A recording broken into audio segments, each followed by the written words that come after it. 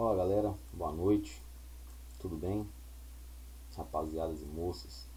Então nós estamos aqui para começar uma aula de história do nono ano, referente ao governo provisório, logo no final do Império e início do Brasil República, de 1889 até 1891, tudo bem?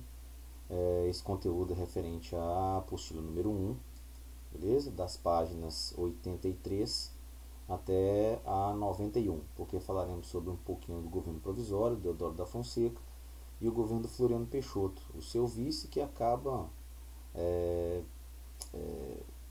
tomando a presidência, a partir da sua renúncia em 1891 e ficando até 1894.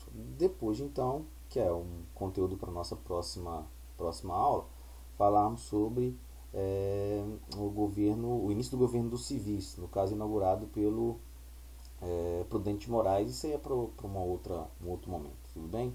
Então vamos lá. O governo provisório de 1889 até 1891, Deodoro da Fonseca, ele não foi eleito pela população, ele estava à frente do exército, que foi uma camada muito importante, um setor social muito importante no processo de início do Brasil República, e ele estava na frente desse processo, então ele foi nomeado, digamos assim, de acordo com a historiografia, para ser o primeiro chefe do Estado republicano e federalista no território brasileiro.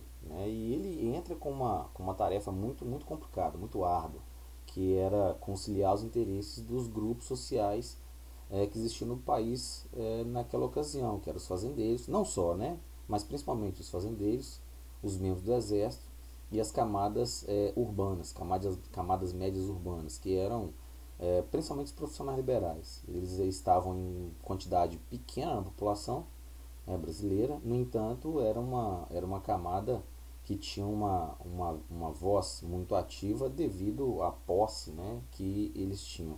Tudo bem?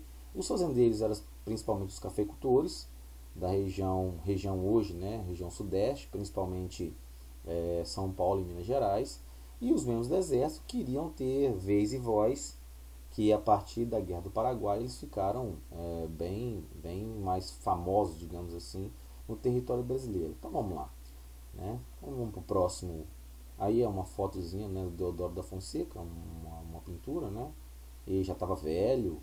Muitos da historiografia mencionam que a sua idade contribuiu para que ele não perpetuasse um pouco mais no governo, mas são dados historiográficos, tudo bem? Vamos lá.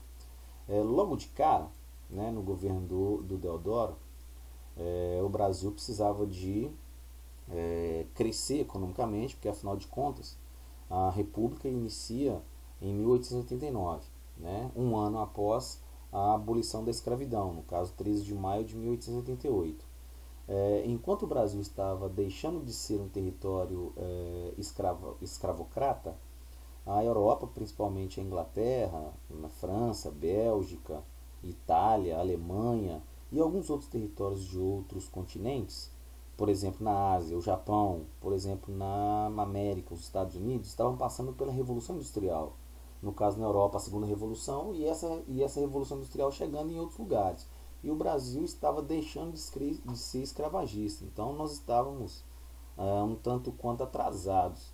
Logo, era até uma questão para que a República pudesse ter um pouco mais de voz, de vez e voz ativa, fazer com que o Brasil crescesse, porque o Império era tido como coisa velha, como coisa retrógrada. Então a República poderia contribuir, não poderia, deveria, contribuir com o crescimento econômico do território brasileiro. Mas só que o Brasil já começa a República com um ponto complicado, que é fazer com que esse território grande pudesse crescer economicamente. No entanto, não tínhamos dinheiro. Quando o Deodoro da Fonseca ele começa a ser o presidente do território brasileiro, ele nomeia como um dos seus ministros um rapaz chamado Rui Barbosa. Ele era ministro da Fazenda nesse instante. O Deodoro da Fonseca deu cartas brancas para que o Rui Barbosa pudesse fazer com que o Brasil crescesse, E o Rui Barbosa ele teve uma ideia de emitir papel moeda, né, com a intenção de pagar a mão de obra, que agora é uma mão de obra assalariada e não é mais uma mão de obra escrava, né, e investir no parque industrial brasileiro. No entanto, não tínhamos dinheiro e ele começa a emitir papel moeda. Mas essa emissão de papel moeda trouxe um problema muito grave, né? A gente vai ver no próximo aqui, beleza? Aqui é uma charge, né, do final do século XIX, início do século XX, de esse contexto chamado econômico chamado encilhamento, né?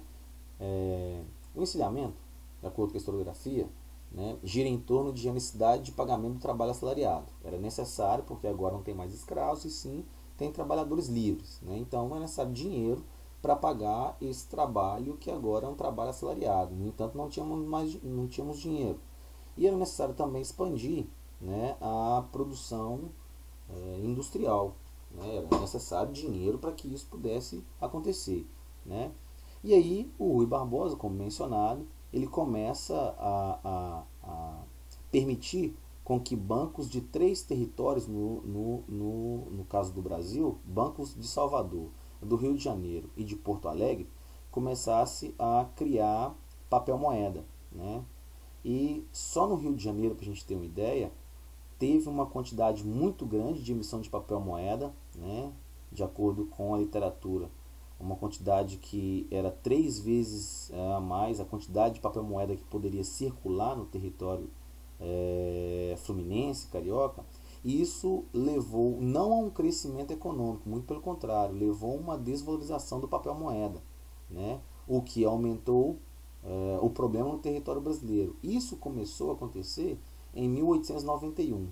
Nós já iniciamos a República no Brasil com um problema econômico, né, em 1891.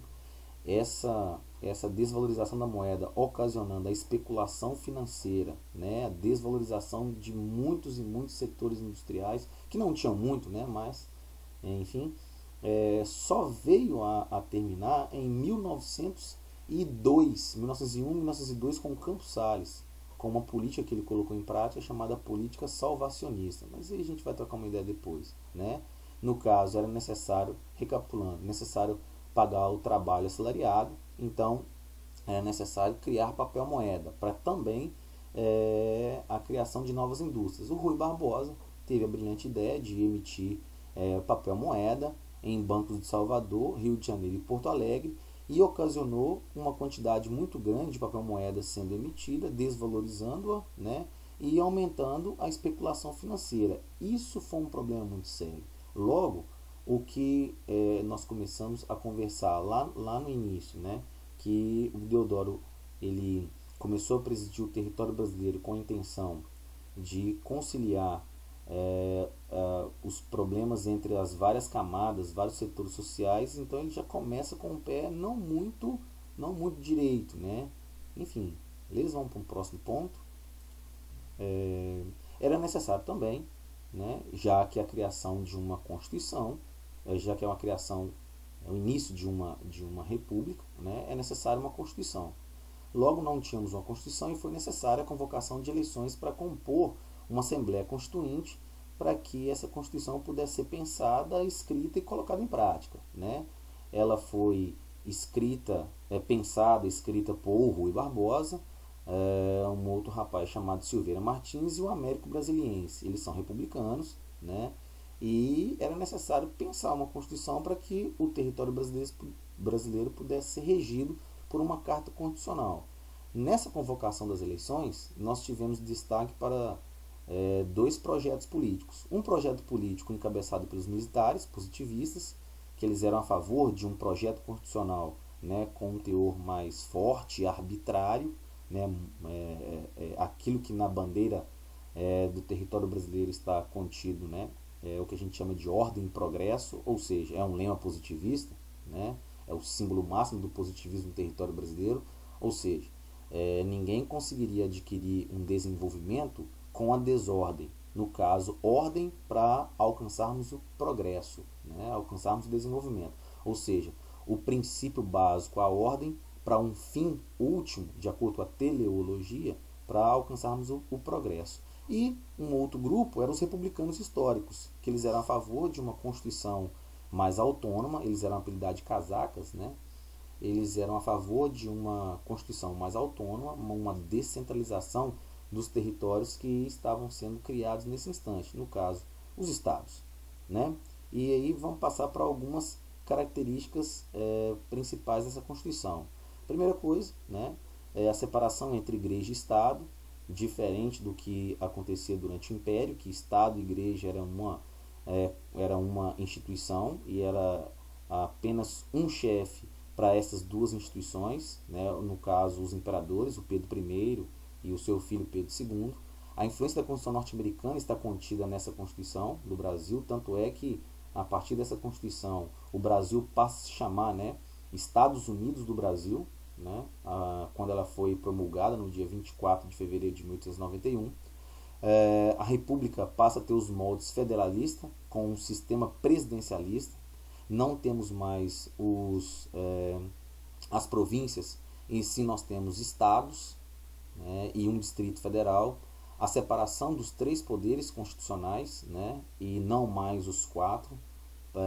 Passaríamos a ter o executivo, legislativo e o judiciário, e não mais os quatro, com o poder moderador não tendo mais o império, não tendo mais o imperador, não tem por que mais ter o poder moderador e todo o poder que ficava subordinado a ele, né? O presidente é agora eleito pelo voto direto e aberto pela população, no caso o mandato contendo 4 anos, e não pode existir reeleição, beleza? As mulheres não podiam votar, isso está contido no artigo 70 da Constituição de 1891, mulheres não votam. Tem uma única explicação, que seria principalmente por uma questão mais cultural. As mulheres, de acordo com o que estava acontecendo nessa época, não tinham condições de votar e de ter a sua opinião exposta. O direito de reunião, de pensamento, a imprensa é uma imprensa sem censura, e você teria direito à propriedade privada, e passou a existir o habeas corpus. Tudo bem? Essas são algumas das principais características da Constituição de 1891, que é a Constituição que inaugura a República. No caso, é a nossa primeira Constituição republicana. No entanto, é a segunda Constituição do território brasileiro, né, como um todo. A primeira do Império e a segunda com essa. No caso, segunda como um todo, mas a primeira da República. Tudo bem? Então vamos para mais um ponto. O governo constitucional de Deodoro da Fonseca. Nós tivemos um processo eleitoral, porque ele foi nomeado, né, presidente, mas era necessário então ele ser eleito. Nesse instante foram organizadas eleições, né, e aí nós temos duas chapas distintas, o Deodoro da Fonseca e o seu vice, é um rapaz também vinculado ao exército, chamado Vanden Kolk, né, e a segunda chapa, Prudente Moraes e Floriano Peixoto. A vitória foi ocasionada pela primeira chapa, no caso Deodoro da Fonseca. No entanto, o seu vice não foi esse o eleito. O vice foi o Floriano Peixoto, porque nesse instante passou a vigorar que não necessariamente você votava em um presidente, consequentemente você votava no vice. A população votava, e não era toda a população que votava, né? Ela votava em presidente e votava em vice separadamente. Isso vigorou até 1960, com as eleições que deram condições ao Jânio Quadros ser eleito. Depois disso deixou de existir, né? E aí, no caso, o Deodoro da Fonseca, que é um marechal vinculado ao exército, e também o Floriano Peixoto, que é o seu vice vinculado ao exército, no caso os dois, né, membros do exército. Então a gente inaugura um período chamado o governo da espada, a República da Espada, devido, né, a essa característica dos dois governantes, um como presidente e outro como vice. Tudo bem? Logo de cara, o Deodoro da Fonseca já começa a governar de forma constitucional, agora eleito, com uma oposição muito grande, porque ele vai começar a colocar em prática um governo mais arbitrário, e, no entanto, os cafeicultores paulistas, eles estavam principalmente a favor de um governo mais autônomo, mais descentralizado, principalmente para que eles pudessem mais comercializar café com os gringos, enfim, né? Logo, com essa oposição, devido à arbitrariedade do Deodoro, ele começou a ser acusado de autoritário, E muitos cafeicultores mencionavam que ele estava parecendo um imperador, colocando até em prática, por que não o poder moderador? Né? Mas isso é o que a historiografia menciona para a gente, beleza? Tanto é que o Congresso, a partir dessas acusações, tanto é que o Congresso votou, né, de forma bem escamoteada, escondida, longe do Deodoro, algumas leis tentando limitar o poder, os poderes do Deodoro. E uma delas é a lei de responsabilidade, que diz respeito ao seguinte: se o Deodoro da Fonseca começar a governar sem um parâmetro constitucional, ele poderia, por exemplo, ser retirado. Evidentemente, o Deodoro não vai deixar isso acontecer. Ele vai dissolver o Congresso, vai decretar estado de sítio, né? E ele passa a ter ainda mais problemas, porque a reação vai ser imediata. A oposição civil liderada pelos paulistas e alguns apoiadores do Floriano Peixoto, que era o seu vice, vão começar a organizar um processo, né, crítico, negativamente falando, chamado Revolta Armada. E essa revolta ocasionou, por exemplo, a renúncia do Deodoro da Fonseca no dia 23/11 de 1891. Diante da renúncia do Deodoro da Fonseca, deveria então o seu vice, né, que é o Marechal Floriano Peixoto, passar a governar como presidente em um período de 3 meses, e nesses 3 meses, que seria o período para ele governar, ele deveria organizar eleições presidenciais. No entanto, não foi isso que aconteceu, né? E a gente vai ver no próximo videozinho, tudo bem? Fechou. Até mais.